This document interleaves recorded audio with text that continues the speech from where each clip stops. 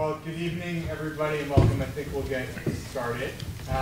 My name is Zachary Goldman. I'm the Executive Director of the Center on Law and Security here at NYU School of Law. And I want to thank you all for coming tonight and to extend a special welcome to some of the members of the diplomatic and UN communities who are here this evening. Thank you guys for joining us. I think all of our presence here attests to the importance of the topic of tonight's discussion, and as does our really extraordinary panel, which is made up of truly the most distinguished experts in the field. We're joined this evening by Stephen Cook of the Council on Foreign Relations, Michael Hanna, an alumnus of the law school and a senior fellow at the Century Foundation, Tarek Masoud, an associate professor at the Kennedy School of Government at Harvard, and Andrew Tabler, a senior fellow at the Washington Institute for Near East Policy. And in particular, I'm very pleased to introduce Ahmed al-Rahim, a visiting fellow at the Center on Law and Security this spring and a professor of religious studies at the University of Virginia. Ahmed has been with us these last few months, working on a project that, like this evening's panel, is analyzing some of the profound changes that have taken place in the Middle East in the last few years. And specifically looking at the role that political Islam is playing in the domestic and foreign policies of Middle East states in transition, and the American response to these rapid developments. And in many respects, the U.S. and other governments have had to contend with these questions domestically in the aftermath of 9/11 as they attempted to find an appropriate response to a new kind of terrorism. But we are now thinking about these issues in an entirely new context, where Islamist parties have come to power in a number of countries over the last several years.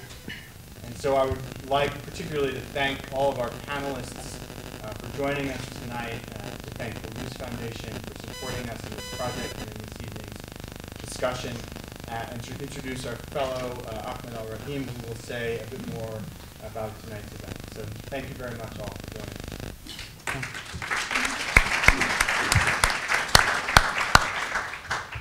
Thank you, Zach, for your kind introduction. And I'd just like to begin by thanking the Center and its faculty director, Sam Raskoff, and Zach, and also its staff, Zerfanas Bakhtiar and Eric Helmrich, and my two research assistants, Holly Huxtable and Sigal Neustein. The Arab Spring, and the question of the Arab Spring and whether it is an Arab Spring or an Egyptian Spring or a Tunisian one or even a Syrian one is one that for many begins with the self-immolation of Mohammed Bouazizi. For us who have been following, that was in January of 2011, January 4th, for many of us who have been following the Middle East and the region, the origins of the Arab Spring, I think, could go back either to 1967, the Six-Day War, the war in which the Arab armies were defeated by Israel, in which there was a great deal of self-reflection in the Arab world about the role of religion. And many Arab intellectuals saw that Israel was a religious state, and as such defined by religion, and they thought that if they reclaimed religion, that this would be the foundation for the rise of the Islamic world, or in particular their own nation state. Others have looked to the Iranian Revolution of 1978-79 as really harbinger for political Islam. Really, for many Sunnis, it was being a Shiite revolution was the envy for many Sunni Islamists. And others recently have argued that perhaps Iraq is perhaps signaled and there were symbolisms in the toppling of Saddam Hussein and the taking back of the country by the majority Shiites from a political majority, the Sunnis, who are a minority, in fact, demographically, and that the symbols of Iraq perhaps led many in the Arab world to reflect on their own governments and how easily perhaps they could be toppled or not. In any case, the question of the origins of the Arab Spring will be debated for a very long time.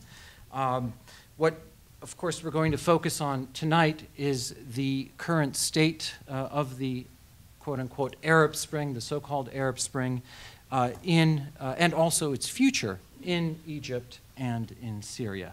And with that, we will begin with Syria and with Andrew.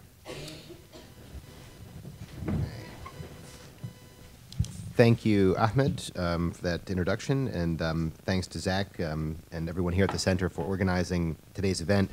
I'm a little bit the odd man out in that I'm dealing with Syria, a problem that's been, as I think many of you know, has been mushrooming not only in the news, but perhaps the reason that's what's generating these stories is a very real story about a country that's just melding down in every sense of the word. And I've made a number of trips to border regions in the last year to try and assess the trajectory of the Syrian revolution. Unfortunately, at the moment, the situation is quite dire, both in a humanitarian sense and also, most importantly, going forward, and that's what I'm here to talk to you about tonight, in a political sense as well. If we look a little bit at the role of Islam and the role of political Islam in the Syrian revolution as a whole, you can see similar trends to other countries that we're going to be discussing here tonight. You'll see similar trends in the discussions concerning Egypt, I'm sure, between different organizations, between Salafists, other extremists, and then the Muslim Brotherhood, and that's another story that we'll let the other panelists deal with. In Syria, we have a much more difficult and complex picture that's arising, and the role of Islam and political Islam in particular is going to be substantial in many parts of Syria whenever the situation there settles down and whatever Syria ends up being. Just yesterday, for example, we had the announcement that al-Qaeda, its affiliate in Iraq, had announced its merger with what's called Jabhat al-Nusra, or the Victory Front, which is an organization designated by the U.S. government as a terrorist organization for working with al-Qaeda. They have formed what's called the Islamic State in Iraq and the Levant.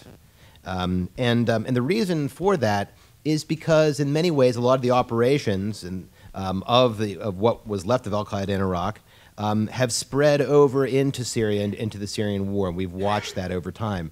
They announced at the same time they're going to be dedicating about half of their budget there to operations inside of Syria. So quite dramatic events that follow a number of victories over the last few months in particular of Jabhat al-Nusra, similar groups in the country, as well as Salafists throughout Syria. And I'll talk a little bit about that in my presentation.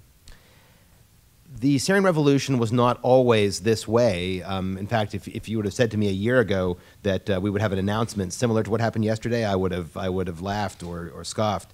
But you know, like a lot of the revolutions that began after the Arab Spring, there were a number of, not to overuse Orientalist metaphors here, but there were a number of genies that came out of the bottle, right? And they were diverse, and there were a lot of reasons for that. Okay, Syria is a very diverse country.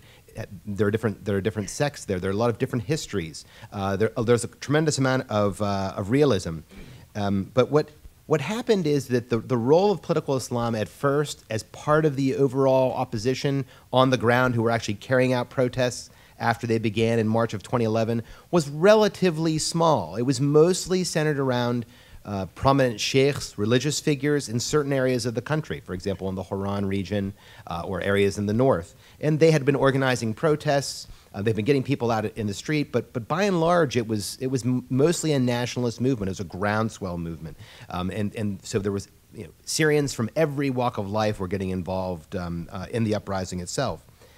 But what happened over time when that was going on is that the regime's response to the uprising itself began to shape not only the crowds that were showing up, but the opposition as a whole. And over time, when the U.S. position began to shift, and it took several months for it to shift, the opposition began protesting in March of 2011. It wasn't until August of 2011 that President Obama announced, for example, that President Assad had to step aside. Over time, that changed. And the regime's use of live fire also continued and pushed people and many people in the opposition towards more extremist, more hardline positions. Okay?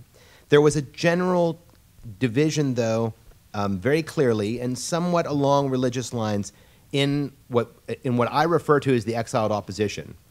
Those here we're talking primarily about the Syrian National Council.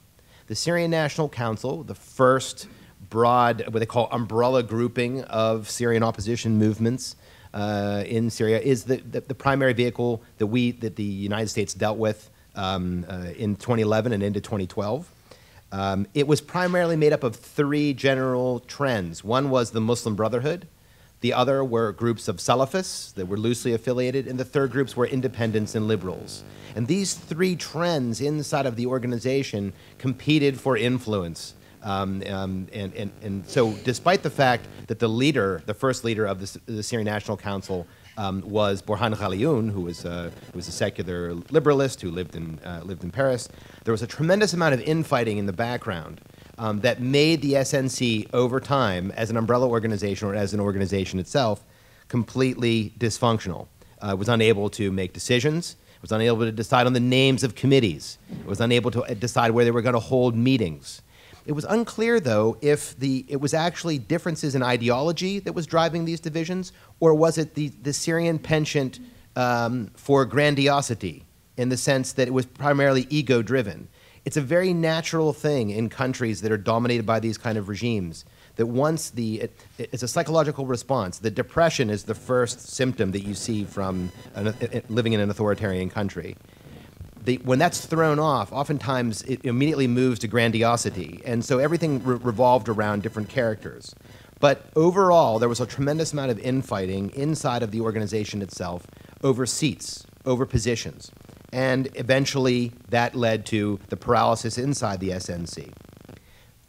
At the same time, the international community rhetorically responded to the Syrian opposition and what was going on inside of the country and the protest movement, but by and large the policy was one to expect Syrians to run into gunfire until the regime ran out of bullets. Okay? And so over time, the opposition on the ground began picking up weapons and fighting back against the regime. Right? It took a long time. They were tremendously patient, but the growth of the armed movement was significant, and it was also largely inside of the country. There were a number of defectors who went outside, but the numbers inside the country began to swell. At first, very much like the civilians, there were a number of different factions inside of the armed groups, and many of them were nationalists. Some of them were thematic.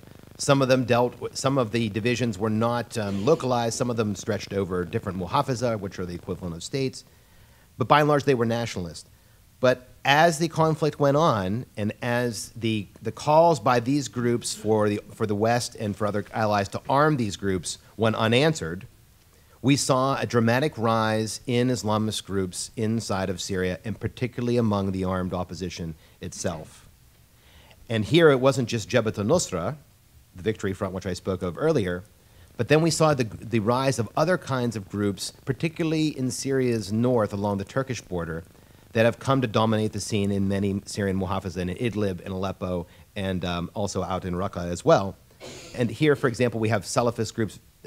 Probably the two most prominent of them are Ahrar al-Sham and Suqur al-Sham. Right? And these groups grew in numbers, the sophistication of their arms, and they also had tremendous political operations inside the country. Right? And they would participate with the overall Syrian opposition against regime formations in different areas. Part of it was generated by the nature of the Syrian uprising itself and the way that the Syrian groups coordinated to combat the regime. Okay? Coordination is a key word in the Syrian opposition. They coordinate in order to hold a protest at first, and then now they coordinate to take out regime formations. What they do is they swarm them, but as individual groups. So there's no command and control, but various groupings of different individuals and organizations that will attack commonly as collectively the Free Army a regime stronghold. And then when they overrun that stronghold, they divide up the weapons. Because the mainline nationalist groups were not armed from the outside with sufficient quantities or support, we noticed a severe uptick in the funding of Salafists and other extremist groups, primarily coming from the Arab Gulf. Now, tracing these sources of funding, it's unclear. But in talking with members of the Syrian opposition, I spoke with a number of those in the armed groups, they knew, for example, that Qatar, Saudi Arabia, Kuwait, played a large role. Other countries played a role in terms of providing men and materiel, and sometimes, mostly men, in some cases women. And here we're looking primarily at Tunisia, Libya, and so on. These organizations grew over time, and so with sponsorship from these other countries that I previously mentioned, their influence began to spread inside of a country that really, until very recently, did not have how I would say, an active, exercised political organizations that were spreading political Islam. I mean, I think the situation in Syria is very different than that, for example, in Egypt. In Egypt, the Muslim Brotherhood is a well-exercised political organization that was tolerated in various forms by the regime, by the Mubarak regime, and even before. And I'm sure the other panelists will talk about this. In Syria, it was simply wiped out in 1982 and was largely suppressed. So it was not a well-exercised organization. Also, Syrians, it's particularly among the Sunni community, where such kinds of Islam or such kinds of organizations would be welcomed. Syria's Sunni community was very divided. You had the urbane Sunnis of Aleppo and Damascus don't have a lot in common with those from the tribal areas out east.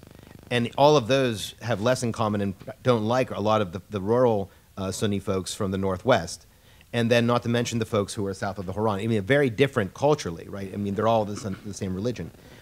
But it was very clear that even in the tribal areas in eastern Syria, the wild east of Syria, that where tribes reigned supreme, fundamentalists, extremists, and Salafists grew very quickly.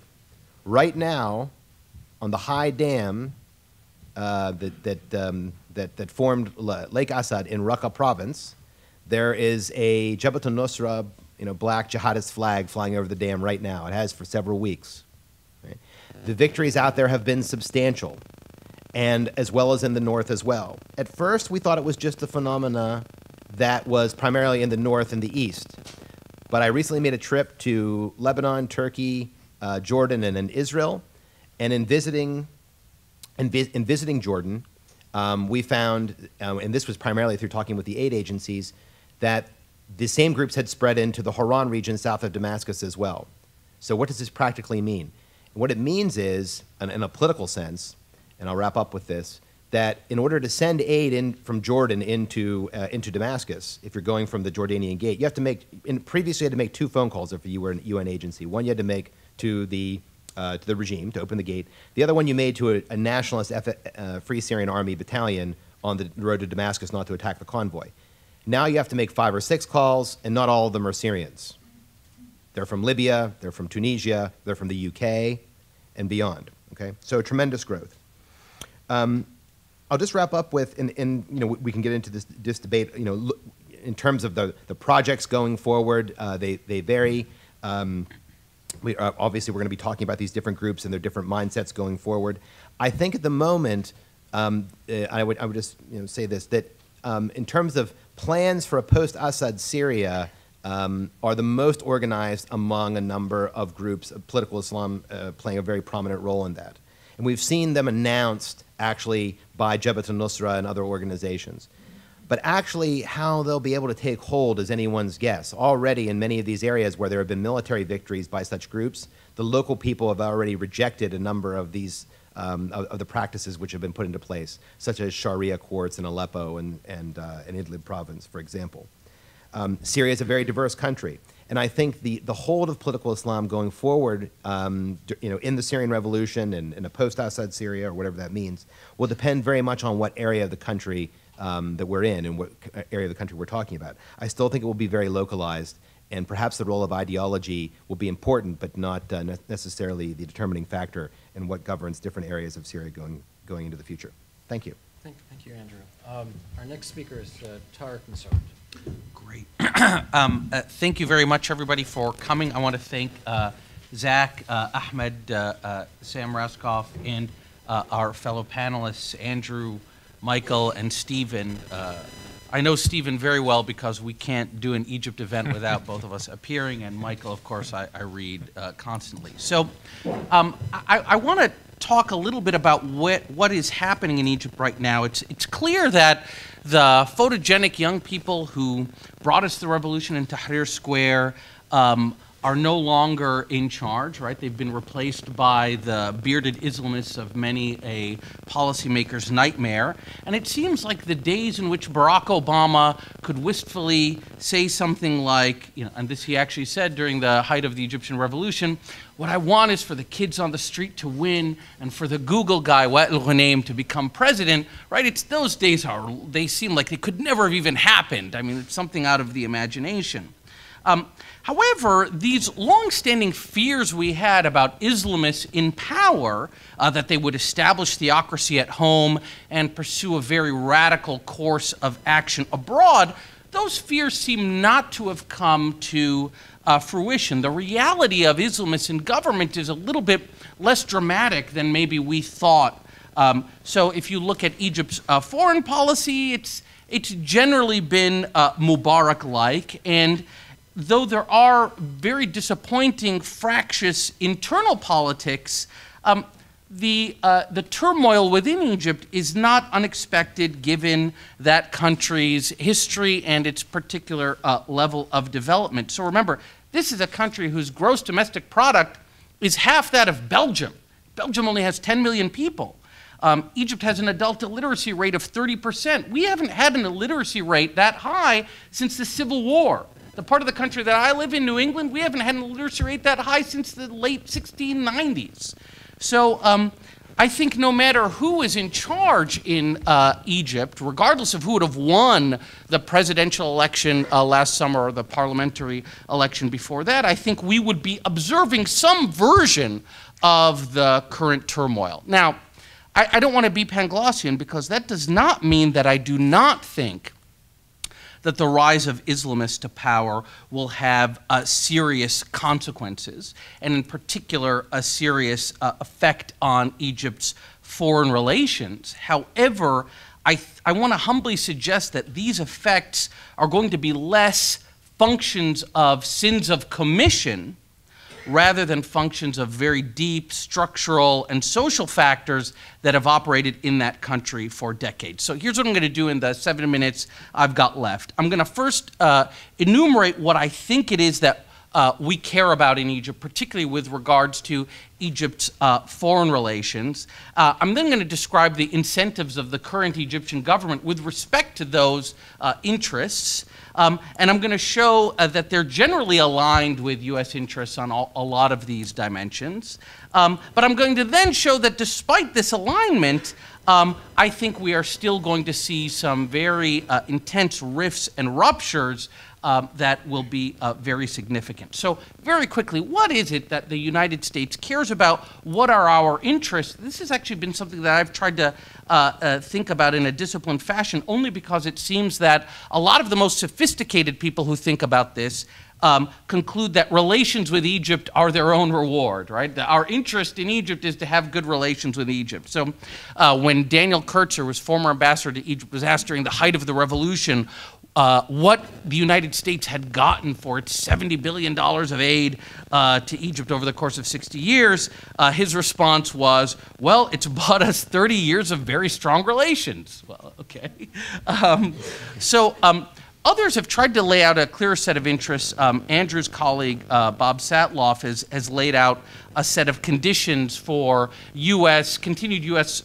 relations with Egypt that I think is a pretty good statement of what the U.S. cares about. So here's what he says: freedom of navigation through the Suez Canal, peace with Israel, Egyptian assistance in the fight against terrorism, recognizing Southern Sudan, a core U.S. interest, clearly, and respecting all other I'm quoting him now, treaty obligations and duties incumbent upon a peace-loving member of the United Nations, by which I think he means that Egypt should respect the Non-Proliferation Treaty. So you can question his point about Southern Sudan, but what's remarkable about almost every item on this list is that you can make a credible case that they're core Egyptian interests as well. So the Suez Canal is a major source of hard currency for the Egyptian government at a time when it needs every dollar that it can get. So I think the risk of them shutting down the Suez Canal is infinitesimally small.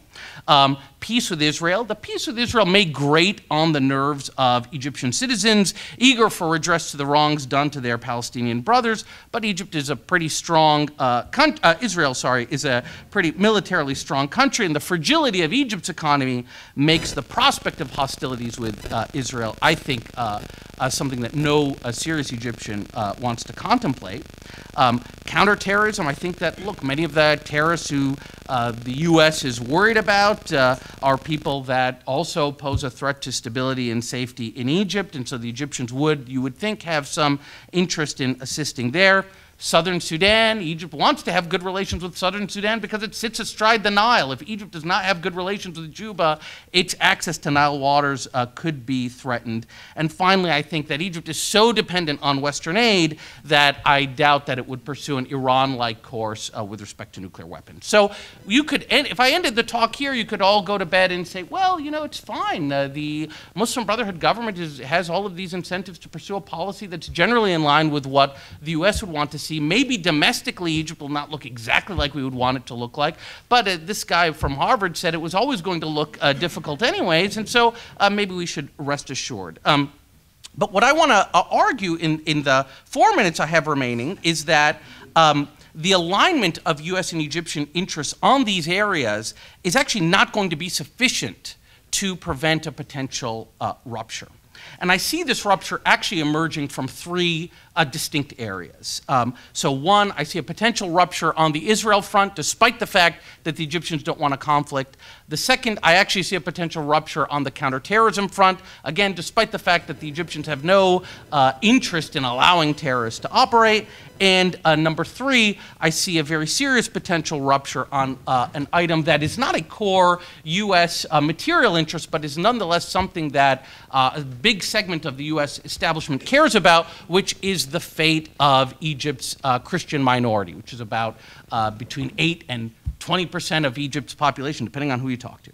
Okay, so let me just very quickly go over the three of these. And basically, I think the reason that these are the three areas that are dangerous is there's one underlying variable that matters here, and it's basically the weakness of the Egyptian state, that the Egyptian state is actually stretched to its limit, and so on each of these dimensions, I think something could happen that outside of the control of the Muslim Brotherhood government that could make it very difficult for the U.S. and Egypt to continue their relationship on the present terms. So the first I see is the difficulty with Israel. As I noted earlier, I don't think that the Egyptians are going to begin mounting Fedayeen raids into Gaza, and I know that Morsi clearly, like all Egyptian politicians, will have to be receptive to Egyptian public opinion and therefore make Egypt's cold peace with Israel a little bit colder.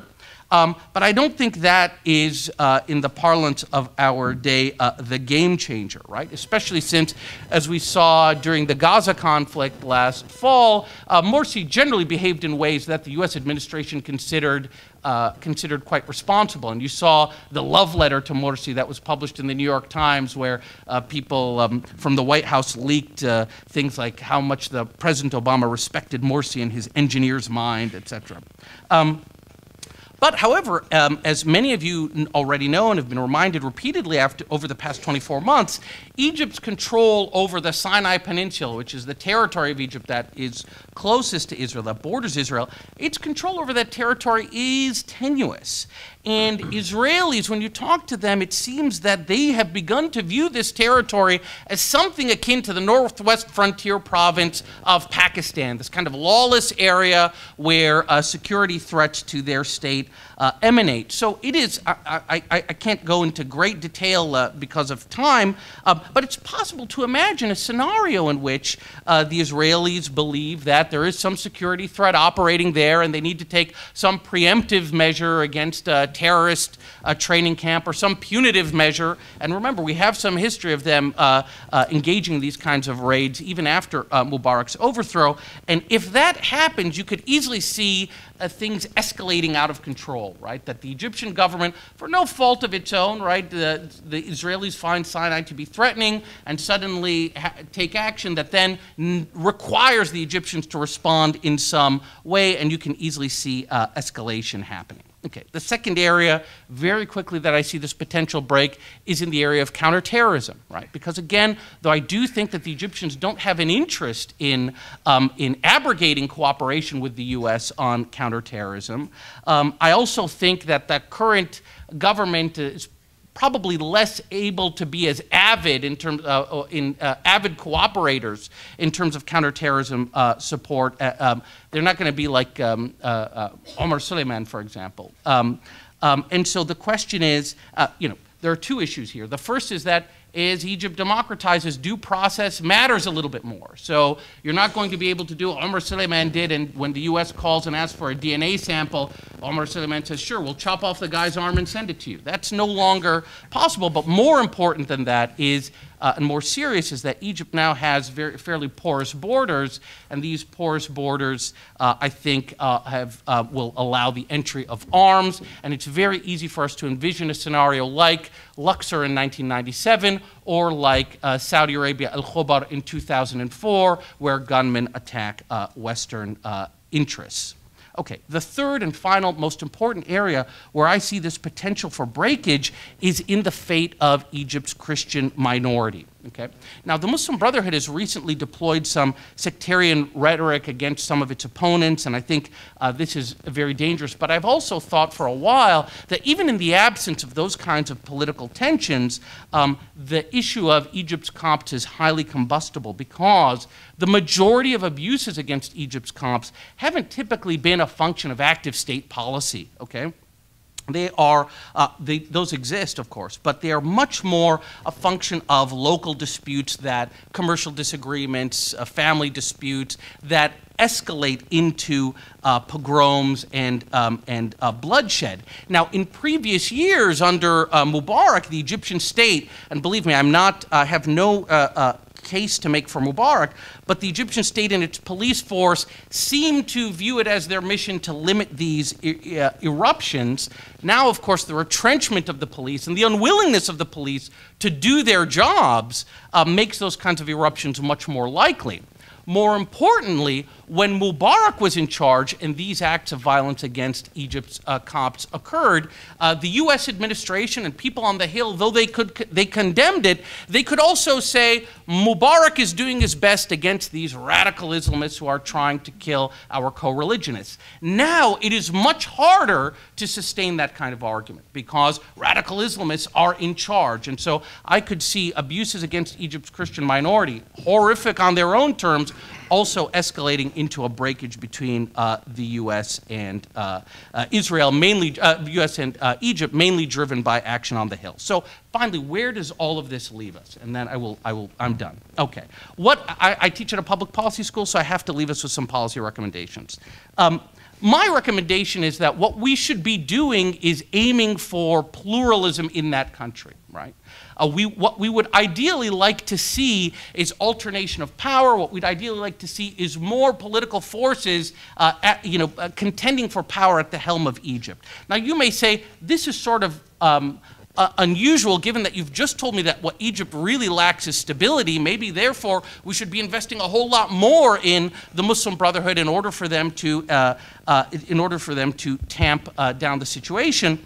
But I think that more pluralism in Egypt will enable international actors to properly read Egyptian actions and inactions, and understand that what happens in Egypt is less the function of designs of a malevolent Islamist government and much more a function of structural weaknesses and long-standing social conditions. So how do you get that pluralism? One sentence.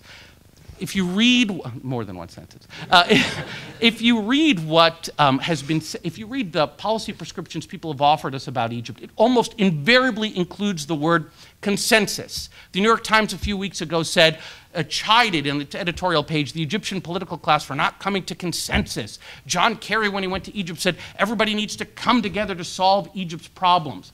I think that is actually not a recipe for pluralism. I think the best chance you have of pluralism is allowing the Muslim Brotherhood to own this moment and to own all of these errors itself. Because once you get some kind of consensus or compromise, you actually potentially implicate the opposition in the Muslim Brotherhood's policy failures. The best option is for the Muslim Brotherhood to fail and be punished for it at the polls. So I'm leaving you now with these two trains that are running on two tracks, okay? One, Egypt's continued decay, which makes game-changing scenarios such as conflict with Israel, terrorist catastrophe, anti-Christian violence much more likely. And on this other track, the Muslim Brotherhood's steady march towards failure and hopefully an electoral loss that will open the door for greater pluralism. I don't know which of these trains is going to be faster. Thank you. Thank you for the train metaphor. That was a sentence with 20 clauses. Thank you for the train metaphor, and I'm going to try to keep these trains on time. Next is Stephen. Thank you very much. Well, I think Ahmed, you'll get a lot of help from me in keeping this train on time, since I work at the Council on Foreign Relations and we're never asked to speak for more than 10 or 12 minutes anyway. So I think we'll get back on schedule. First, I just want to thank you. I want to thank Zach Goldman for the great invitation to join you here at NYU this evening. Not only has this been so far a great panel, and I feel like I'm just having lunch with a couple of friends here. It gave me an opportunity to walk down memory lane, having spent a lot of time in this neighborhood with various friends and girlfriends who attended NYU Law School. So it's nice to be back here and relive a little bit of my 20s. My task here tonight, first, I could say that I could leave the panel and just say whatever Tarek said. We do appear quite often together, but I do have some slight, gentle disagreements with his overall analysis. But my task here tonight is to discuss Egypt's post-uprising identity and how the Muslim Brotherhood's rise affects that identity, and how the Muslim Brotherhood's rise affects its view of Egypt's role in the region. And what's nice about this, and why I'm glad that Zach posed this to me, is because these two topics actually dovetail quite nicely with each other.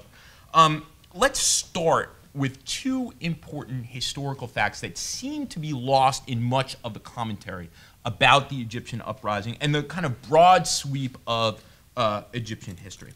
First, I'm sure that all of you here are faithful NPR listeners, PBS NewsHour watchers. You might have even seen the two of us, and others. In the discussion of post-uprising Egypt and why there was an uprising in Egypt has been a topic of conversation for the better part of the last 2 years. Anytime you hear someone say to you, it was based on economic grievances, just turn off the TV or the radio. Because although economic grievances certainly contributed to an environment of misery in Egypt in the years leading to the uprising, this was an uprising about freedom, it was about justice, and importantly, it was about national dignity.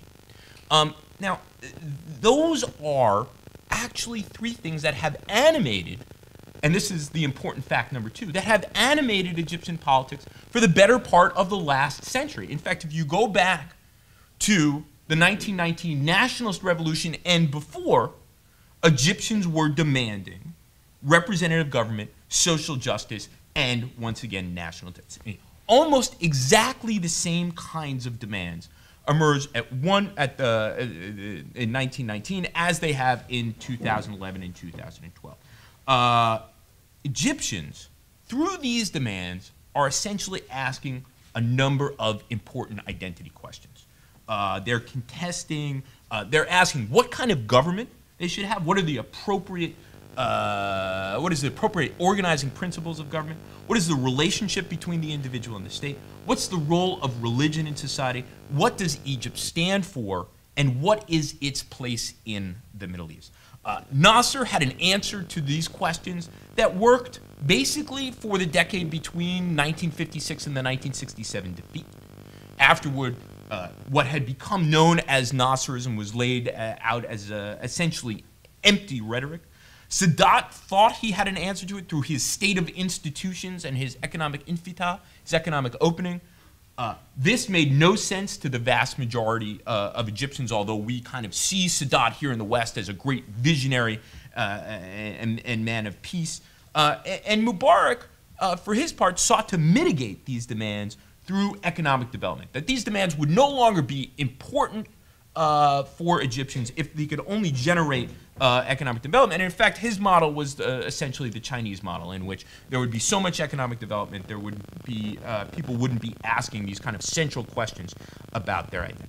It was believed all along that the Muslim Brotherhood would be able to answer these questions better than Nasser, Sadat, or Mubarak ever tried. That they had an emotionally and materially satisfying vision for Egypt's future. And this is something that became common sense among both Egyptian and Western observers of Egypt, that should the, prior to that uprising, should the authoritarian lid be ripped off of Egypt, that the Brotherhood, which offered answers to each and every one of these questions, and those answers were offered in a religious vernacular, that they would prevail and be able to run the political table, and ultimately Egypt's identity as a result of an emotionally, materially satisfying answers to these questions would materially shift in a direction that was more conservative, more religious, and so on and so forth. What we have found after the uprising, however, is that the Brotherhood, although it has a clear vision for the future of Egypt that is delivered in a religious vernacular, that they have competitors, that their vision for Egypt's future does not make the most sense to the vast majority of Egyptians.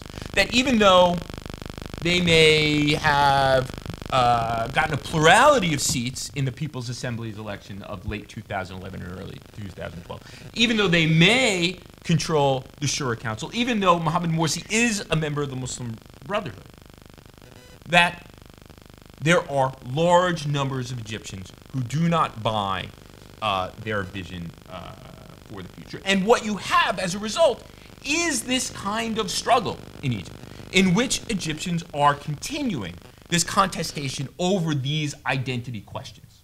And that's why we have the uncertainty. That's why we have the political instability. And that's why Egyptian politics is marked by these periodic spasms of violence. In fact, the pattern of Egyptian politics, even with the Muslim Brotherhood espousing its answers to these questions, the pattern of Egyptian politics now and for the foreseeable future is actually struggle. It is a struggle between different groups who don't have the ability to, through coercion, either impose their political will on the vast majority of others or have a vision that makes the most sense to the vast majority of Egyptians. So, in fact, even though the Brotherhood has prevailed electorally, we don't really know how they will affect Egyptian identity. We know that it is changing, but it will change as a result not of the Muslim Brotherhood dominating the political arena in the way in which we thought they might, but as a result of this severe contestation that is going on, which will take years before it's worked out. And in fact, the kind of instability that we are seeing now is the kind of instability that we'll likely see when we get together next April 10, or the April 10 after that, or the April 10 after that. Now, what does this mean for Egyptian foreign policy? And this is where I think that Tarek and I disagree. And it's actually kind of odd that we disagree. Here is Tarek, he is the academic at Harvard, consider so on and so forth. Yet he is talking, and I'm at the Council on Foreign Relations, very policy-oriented. He is talking about interest and interest aligning, and I'm more interested in ideas and why ideas matter in foreign policy. And I think that although there is, as Tarek said, an alignment on a number of issues, I don't think at this early stage we can, how am I doing on time? Got about a minute. Okay, I don't think we can draw any real conclusion about the direction of Egyptian foreign policy because of this contestation that is going on in the political arena, and because this is not a foreign policy that is materially affected by the fact that the Muslim Brotherhood is an Islamist organization, even though I don't really believe it to be first and foremost a religious movement. It is a political movement. I believe that the changes we will see in Egyptian foreign policy because of the domestic struggle and because of the exigencies of having to demonstrate a difference between now, which is something completely different from what was then the Mubarak period, is going to drive Egyptian foreign policy, because although Egypt is not a democracy, public opinion matters in new and different ways. So whether it is Mohammed Morsi in the presidential palace, Amr Moussa in the presidential palace, Hamdin Sabbagh in the presidential palace, Abdul Menem Abdul Fattah, or Michael Hanna in the presidential palace. The exigencies of the struggle going on within Egypt and the need for politicians to demonstrate a difference between January 24th, 2011, and the present is going to drive differences in Egyptian foreign policy. Yes, Morsi was constructive on the Gaza thing. Yes, there is an alignment of interests on a variety of things. Yes, we've heard all about the pragmatism of the Muslim Brotherhood, but it is the Muslim Brotherhood that has said over and over again, something that actually does resonate deeply with Egyptians, that the close alignment with the United States during the Mubarak period that began under Sadat rendered Egypt a secondary or second-rate power in the region. There is clearly political incentive, regardless of who you are, to alter the pattern of Egyptian foreign policy. Thanks very much. Okay, thank you. Thanks. I can one-up Steve's walk down memory lane because I actually lived upstairs. So thanks for the invitation, Zach, to join. So I will end up disagreeing in parts with Tarek and disagreeing in parts with Steve. My task is to look a little bit about and talk about the relationship between the United States and the Muslim Brotherhood. And I'll start off with a short discussion of our old policy. And our old policy has had a big impact on our current policy. Our old policy was flawed. It took its cues from our authoritarian Arab allies, and it was unrealistic about what was a quite obvious growth of political Islam, particularly after the very crushing defeat in 1967, when we did see the beginnings of this turn toward Islamism in the wake of the catastrophe that was Arab nationalism. And so this process has been playing out for many decades. We've seen it not just on the political, but in the social side as well, with an increased Islamization of society. And our unwillingness to take this on and to engage with many of these actors, I think, was damaging. I think it was strategically myopic, and I think had very negative consequences. And I think one of those consequences was increased radicalization and militancy. So we eschewed engagement with these actors partly out of distaste for their credo and ideas, and partly out of deference to our Arab allies. A lot of this was heightened now by the post-9/11 decade. And one struggle and challenge for people dealing with Islamist movements and the Muslim Brotherhood in particular in the context of the Arab uprisings is to sort of navigate your way through domestic discourse. And post 9/11, we see the rise of a very antagonistic worldview, Manichaean in its outlook, that I think portrayed a caricature of many Islamist actors. I think in response to that, and in response to what I think is a failed policy in terms of refusing to engage with Islamist actors, we saw the rise of what became at times apologetics in terms of arguing against a Manichaean worldview, talking about inclusion of the Muslim Brotherhood into politics, something that had to happen. And I think at times this discourse tipped too far on the other side and sort of overlooked some of the manifest flaws of the Muslim Brotherhood and their Islamist allies. And so you have to, I think, take ideology seriously, but of course recognize reality, and that reality means that these Islamist actors are an important part and are now in the post-Arab uprisings environment, particularly in Egypt, the most dominant political actor on the stage. And so navigating between the polemics on both sides is I think, has been a challenge for some. It's also impacted, the fact that we eschewed this engagement has meant that our engagement since the fall of Mubarak has been slightly uneven. We don't have deep contacts, and we rushed from a lack of contact to what I would say is an excess of contact. We began to treat the Muslim Brotherhood as the heirs apparent to the Egyptian state, making, I think, a lot of assumptions about their place in Egyptian society and their place in the future of Egyptian politics. We were used to one-stop shopping with Mubarak and the National Democratic Party, and we began to take on an attitude in similar fashion. We began to sort of start cultivating our relations with the MB in a way that sent signals that this was the new boss in town. And I think it's something of a shortcut around the very difficult work of dealing with what is now a very fractious political space. We were sometimes engaging in heedless fashion between not understanding, I think, the optics of dealing with the Muslim Brotherhood, the social movement, as opposed to the Freedom and Justice Party, which is the political wing. And I think that has been a problematic aspect of how we've approached the Muslim Brotherhood.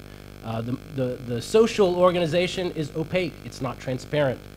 It doesn't have a formal accountability within the political system. And our ignoring these divisions, I think, has sent very negative signals to Egyptian society, and particularly to the opposition. Now, the opposition in Egypt has been somewhat hopeless.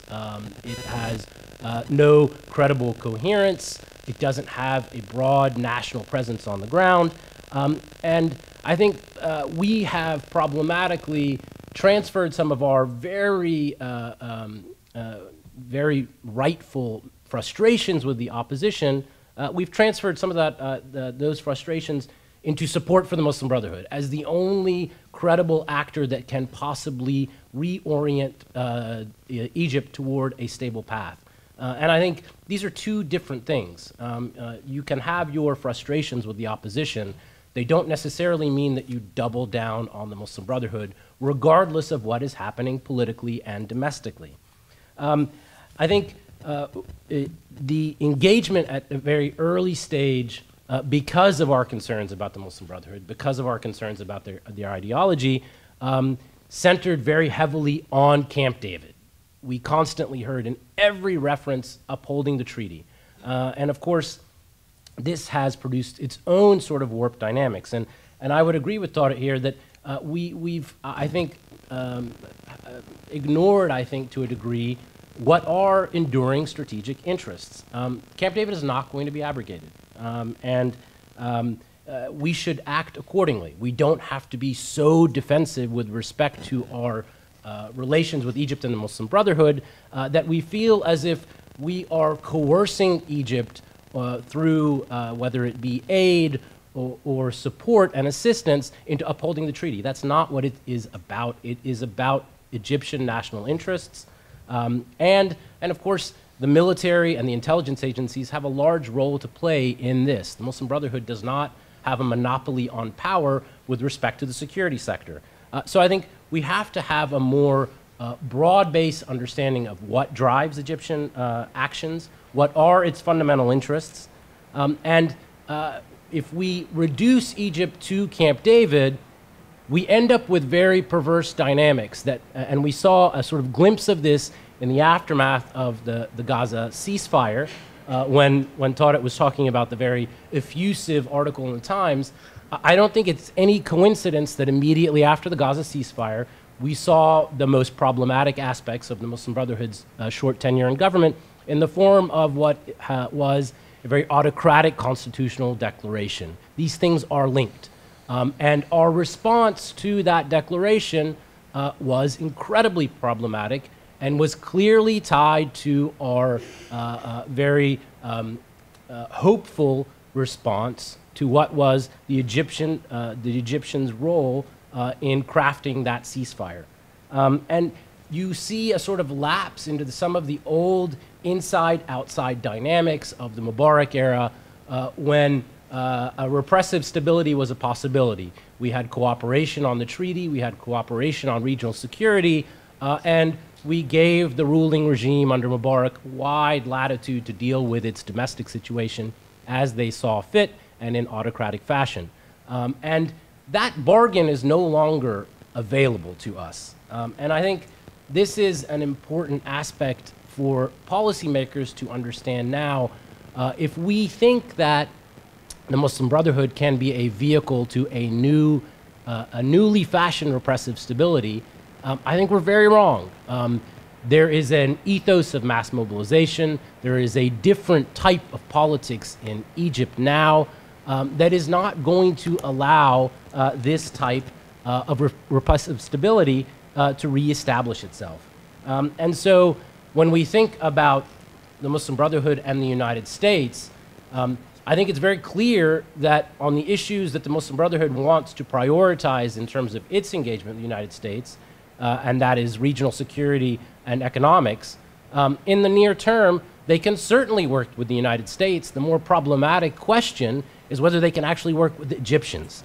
And so if we insist on giving the Muslim Brotherhood wide latitude, we see now that the present course is one that is going to be destabilizing. So before you can get to the position of vindicating any national security interests, any regional interests, you need a stable atmosphere. You need a stable Egypt. And on its present course, I think the worst case scenarios that I thought very unlikely a year ago become more and more of a possibility. And Egypt's state risks state failure, broad-based civil strife, more diffuse and dispersed violence.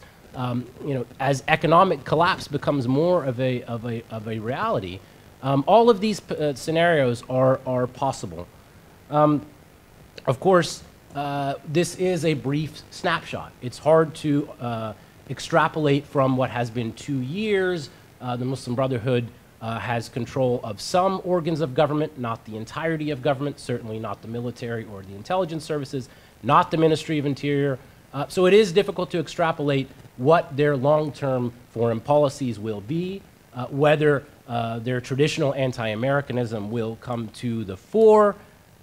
These are open questions, and clearly an action like the Israeli invasion of Gaza, say, in Cast-Led in 2008, in this current environment, will have a much different effect. Spillover is much more likely in terms of instigating domestic disturbance. But of course, that's not a Muslim Brotherhood or an Islamist phenomenon. That's an Egyptian phenomenon. That's a function of an increased importance of public opinion, and I think is going to be something that we will have to get used to, regardless of whether it is the Muslim Brotherhood or a reconverted Egyptian Nostris in power. These are new dynamics. And I'll try to wrap up here now. In terms of what our relationship is about, and I think Tarek touched on this, and I think it's an important one. Why are we so keen to have such a close relationship with Egypt? Obviously, Egypt is the largest Arab country. It has historically been a center of regional trends. That hasn't been the case, I think, for quite a long time. And many of the assumptions that undergird our engagement in the region are probably outdated. The Carter Doctrine is very old. The free flow of oil and our role in securing its transport. Israeli security. I mean, these are things that are not under threat in the same way that they were.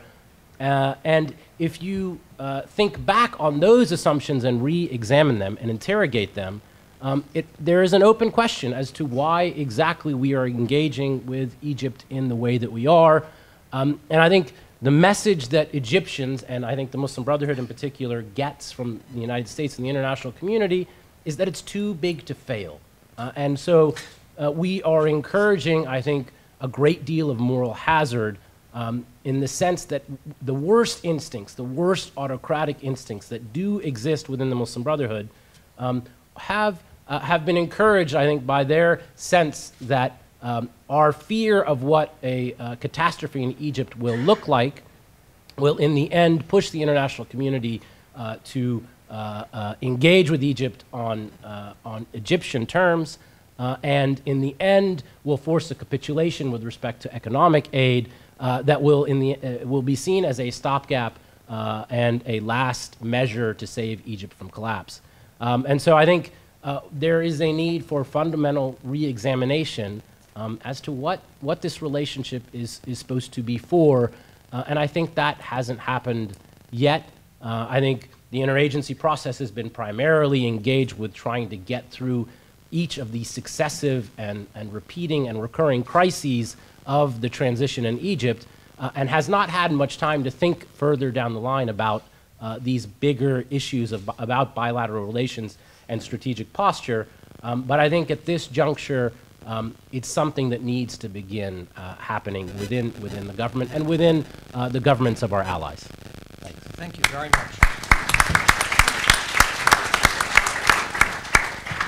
Okay, we have about 20 minutes left, and I will take the chair's prerogative and ask the first series of questions here and then open it up to the floor. Regarding Syria, I mean, you've laid out the domestic situation very clearly, why the Islamists have sort of come to power, the distinctions between the various Islamists, but then sort of stepping back from that, I mean, do you think that it's inevitable that the jihadi Salafis have come to power in Syria because the Obama administration has not stepped in, because the EU has not stepped in, because the Obama administration has left the EU to sort of deal with policy in Syria?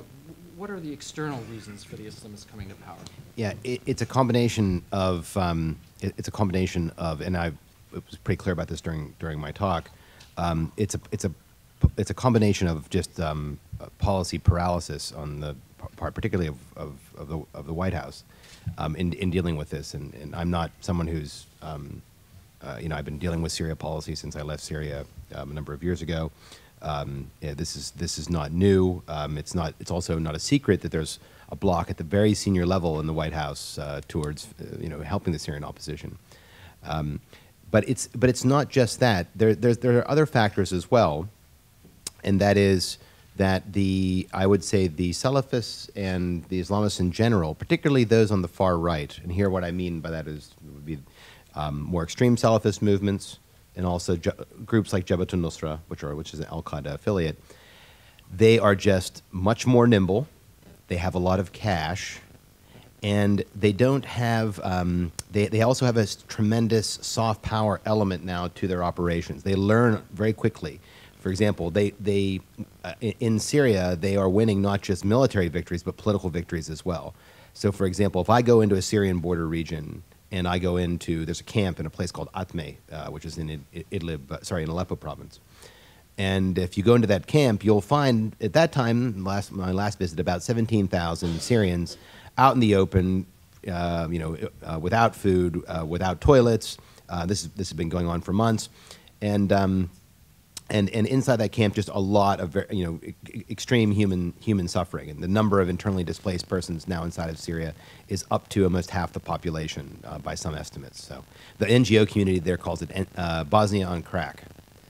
So in that context, while I'm in this camp and in the command tent of the camp, and their command is a loose term, comes a figure named Abu Omar, and Abu Omar. And I know that he's obviously not from around that region because he's speaking in classical Arabic. And he says, "Hi, my name is Abu Omar. I'm a Syrian from Aleppo, but I grew up in Libya." And all the Syrians looked at each other because they knew he wasn't from Syria, right? And so he came in and he sat down. And he was speaking to us in classical Arabic. He wouldn't look at any of the women in the tent. And he was openly saying, we need to organize. We have money for you. We can provide this assistance, for you. Now, the Syrians themselves are not very well organized as a whole. But these groups are, and they have a lot of cash. So we shouldn't be surprised that Syrians who are in their hour of need, not only on the battlefield, but the men, women, and children who are in these camps are taking assistance from these individuals. Obviously, folks who have this kind of assistance are going to gain, the Hearts and Minds campaign, I realize it's a loaded term, but here I'm simplifying it. The soft power game that goes on in the Syrian opposition concerning aid, they're winning it. And they're doing it in a very intelligent way. Now that, combined with their military strategy, to me indicates that they will play a substantial role in a post-Assad Syria. Now, on the other hand, and this gets to my final point that I made, how much will that project, will Sharia courts or anything else that they have politically, how will that stick to individual local Syrian communities, right? Syrians don't like to have authority foisted upon them. And that's going to be an opportunity for the West, for the United States in particular, but also just for our other allies in the region, the Turks in particular, in order to manipulate that situation. But the problem is, and sorry, I know I'm going a little bit longer, the problem is we are hampered by legal constraints. Okay, so there are armies of lawyers right now in Washington that look over every single thing we announce and every single bit of assistance we give to Syria to make sure that, A, it doesn't get into the hands of bad people, okay? And here we're talking about terrorists. And I understand that. But this is the funny thing, is so that we're not a combatant in the Syrian conflict. So in a way, you have to make sure it gets into the hands of people that we think are okay in line with policy. The Salafists don't have these constraints. The Jabhat al-Nusra doesn't have these constraints. They're just dumping things into the country. Do they care if some secularists have some sugar or some flour or take grain from the grain silos they've overrun? No. They're going to win that campaign unless we change course. Thank you. Given that the panel is a bit unbalanced, I will grant you that time. I think it's about right, though.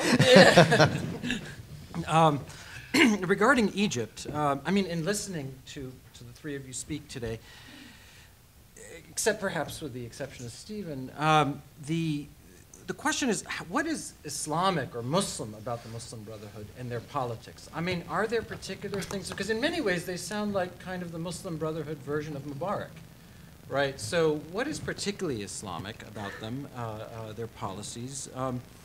And is it possible for there to be I mean, when we see references now to the president of Egypt as being the new pharaoh. And this, of course, is reminiscent of talk about Sadat and a lot of the Islamist opposition to him, ultimately culminating in his assassination, right, as the pharaoh. You see these references to Morsi.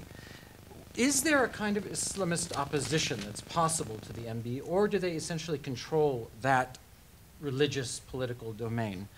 And finally, if the economy in Egypt does not change and is on a sort of a crash course, is religious extremism of the political kind likely to develop in Egypt as a kind of way out of not being able to solve the economic woes? And you can take it as, we can begin with Tarek at the end. Why don't we go in reverse, just because, Of course. I've demonstrated that I we go can go way from the long. center here. Stephen. Okay, I'll take it. I'll take them in very quick succession. I don't think that there's much that's Islamist about the Muslim Brotherhood, other than the fact that they situate their political agenda in a religious vernacular. If you look at what they have done, they've long been, Hassan al-Banna founded the Muslim Brotherhood because he was concerned about, alien values and cultures corrupting Egypt and so on and so forth. But really, what was the goal here? It was ultimately a political goal, to Islamize society from below in order to usher in an Islamic state. Michael talked about the Muslim Brotherhood as a social movement, but it really, the social movement has been a sophisticated mechanism of political mobilization. This is a political organization, and it's not that different from the Free Officers. These are high modernists. They believe themselves to be an elite vanguard that can transform the country. They're not Democrat. We strained throughout the 1990s and the 2000s to show how inclusive they were. But in fact, what they were doing they were leveraging the discourse of reform to advance an inherently anti-democratic agenda, and it was a political agenda, not a religious agenda.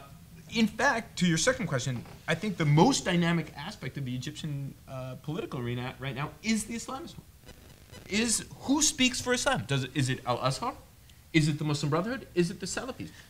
All those groups aren't mutually exclusive, But there is clearly a competition among those three groups over who actually speaks for Islam. That will be something that will pull the Brotherhood in certain directions and other directions, and as well as the others. So it's actually something very interesting to watch. Who knows how it's going to work its way out. Extremism as a way out of economic woes. I do think a crash of the Egyptian economy provides opportunity for people who espouse these kinds of ideologies. I don't think, though, that the vast majority of Egyptians will see this as its way. As the height of the kind of Islamist extremism in the mid-1990s, this low-level insurgency waged against the Mubarak regime, this was a very small minority of people who are attracted to these kinds of ideologies.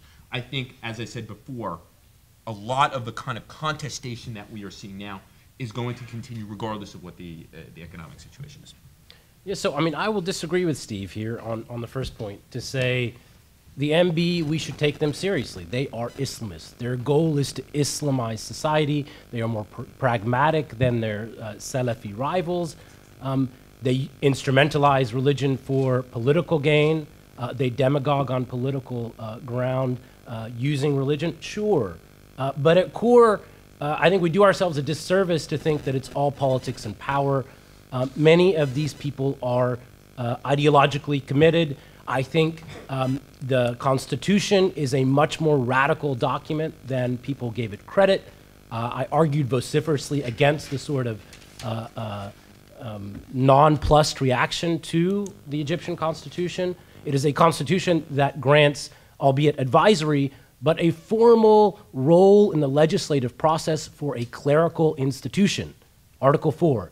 That's a pretty radical departure, and particularly not knowing who will hold control of Al-Azhar in future years. That's a big deal, and it's clearly a much more Islamizing function, and it's an outgrowth of an ideological commitment to the Islamization of society and politics. And clearly, power is part of that, but it's not the whole story. And we see it further in notions of how inclusive their ideas are about citizenship. Baha'is aren't real citizens in Egypt. Why is that? Well, I mean, it goes back to a very regressive and restrictive understanding of what Sharia means for citizenship. So it has real life effects and impact in terms of how they respond to run-of-the-mill politics.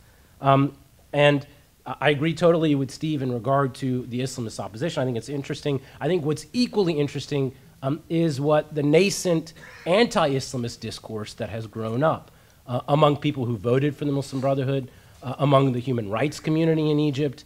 I think what's within what I think is a sort of depressing moment, you do see the beginnings of a more organic response that takes the Islamists on their own turf within Egyptian society, and I think that's gratifying and hopeful, although the sum total of signs coming out of Egypt is not particularly hopeful. And then last point, I think with economic deprivation and scarcity on the horizon, politics will turn to demagoguery. We will see even the Muslim Brotherhood and more mainline Islamist actors turning to social, cultural issues. We will see an increase in sectarian rhetoric. Pluralism is not going to flourish in a time of economic collapse or economic scarcity, and I think that's something we have to worry about. That's it. We can all leave now. No, There you go. I think Michael and Steve both make some really good points. I think I come down on Michael's side. Steve is, of course, correct that the Muslim Brotherhood wants to acquire power, but that doesn't make them non-Islamic, right? Any political organization that wants to enact a kind of set of ideological goals first has to acquire power. The acquisition of power is lexicographically prior to any other things that you want to do, because without power you can't do them. But those other things that the Muslim Brotherhood wants to do are serious, and I think, as Michael said, we should take them seriously. First, as Michael noted, you have the Constitution. Article 4, which grants, for example, Al-Azhar advisory role in legislation. What I found even worse about that article was a description of Al-Azhar as being responsible for Islamic da'wah. That this idea of spreading Islam is in the constitution of a country, a large proportion of whose citizens are not Muslims. Similarly, the article that the sort of expanded version of Article 2, which now allows Christians and Jews to be governed by their own sharias, which is viewed by many as a very open move by the Muslim Brotherhood, to me is a very illiberal and communitarian move that is intended to put Christians in a camp and to wall them off from the rest of Egyptians. So I find that the Constitution is worrisome, but more important, remember, we are not yet in the realm of normal politics. And when we have a normal legislature in Egypt, I guarantee you, dollars to donuts, that the Muslim Brotherhood is going to pursue a legislative agenda that is going to be hyper-conservative. We already saw conservatism, again, in the Constitution with respect to rolling back women's rights, and I have no doubt that we will see continued moves towards the decriminalization of female genital mutilation and other things that I think are extremely retrograde and have serious implications for people's lives. In terms of the question of religious extremism becoming more likely, I guess it just comes back to my original point, which is that state weakness makes violence more likely. And so I don't know about the ideological cast that violence would take, but I certainly think it's possible. Okay, great. Did you want to just a quick Yeah, I just intervention? want to, because I think that the examples that both Tarek and Michael have pointed out, the Dawah, the Advisory Council, and so on and so on, just speaks to the ideological inconsistency of the Muslim Brotherhood. That is purely engaged in a political power play. These are things that are to accommodate Salafist. The Muslim Brotherhood put this in its party platform in 2007. But these are things to accommodate a Salafist end of the political spectrum in which they are in competition with over who speaks for Islam. To me, there's a radical leveraging of religion in the service of an inherently non-democratic. How do you know? How would you know? What would the test be? Yeah, that's a great question. It's clear. Well, what is it? It's not clear. Yeah. You just brought up something that's factually incorrect. The Muslim Brotherhood in 2007 came out with a party platform in which they there was no political competition between. There was no competition over who speaks for Islam during this period in 2007. Hizb Nur was a big party. No, I'm not saying that Hizb Nur, but clear. Okay. Let's, no. There were no Salafis in Egypt before the uprising. You want to tell me that competition with the Salafis was even on anybody's agenda? It was on the Ministry of Interior. Gentlemen, but not on the Muslim we Brotherhood. don't want to get too much inside baseball here. So let's open it up to the floor, and let's actually take 3 questions at a time. Hopefully, we don't have much time left. So right here, this gentleman up front. I mean, we hear a lot about the U.S. and other countries, including Israel. Can you speak a little bit more about the politics? I would like to hear something about Qatar, for example, not only because of the $5 billion they give to Egypt to shore up their economy, but because I think Jabhat al-Nusra is not regionally weak. You wouldn't have been there if you didn't have all this money coming from Qatar, all this finance from Saudi Arabia, and all this ignorance or this kind of information. Okay, great. We'll take another question. Yes, sir. What is the role of Turkey and Iran in these areas? We've heard nothing about that. Okay, and a third one. Yes, right there. Given the instability present and likelihood of continued instability, Could you speak up, sir? given the instability now present, to every degree, the likelihood of future instability, do you think that Obama's push to restart negotiations with the Arabs, with Israel, is just misplaced? Okay. Is it possible in this environment? All right, so we'll just take these questions. Feel free to respond to them as you will, and we'll begin here on my right. Sure. The role of Qatar has been significant. As I mentioned during my presentation, maybe I didn't put too fine of a point on it. The role of Qatar, Saudi Arabia, for example, and Turkey has been substantial, especially concerning Qatar has behind the scenes worked very aggressively with many aspects of the opposition, as has Saudi Arabia. Both the exiled opposition, I talked about the Syrian National Council, as well as its successor, what's called the Syrian Coalition, and as well as their armed affiliate, the Supreme Military Council, and that's a very long discussion we can't get into here. I don't think, in a broader sense, I don't think it's an accident that many of the groups that are showing up there, like when you have a state like Syria that's in flux with many different parties based on real divisions and ideological divisions and so on, it's not a surprise that those factions that are doing very well in terms of receiving outside assistance are shooting above their weight on the battlefield, right? And that's because certain other parties see an opportunity there. I think in many cases they have funded them. It's not just on the military level, though. Qatar, for example, has organized substantially behind the scenes, and so it's a bit of a mixed bag. Turkey and Iran, in general, is particularly in the Syrian conflict, they're all in. Turkey supports the Syrian opposition in many respects. It works together with Qatar in backing particularly Muslim Brotherhood and particularly certain elements within the Muslim Brotherhood. But they also support the opposition as a whole. The Iranians, through Hezbollah, back up a lot of the Syrian regime, the Assad regime, and trying to reconstitute it. It provides a lot of material support to the Assad regime, economic assistance, ammunition. And right now, Secretary Kerry is trying to get the Iraqis to stop overflights. They've just stopped their third flight from Iran to Syria, and they've been inspecting those planes. So it's more, it's substantial. Again, I don't think that these things determine events in Syria, but they help influence them and trends. And last but not least, on Obama, I think it's a mistake to focus on the peace process right now. Well, I think these are all great questions. Qatar is an endlessly fascinating and vexing country for me.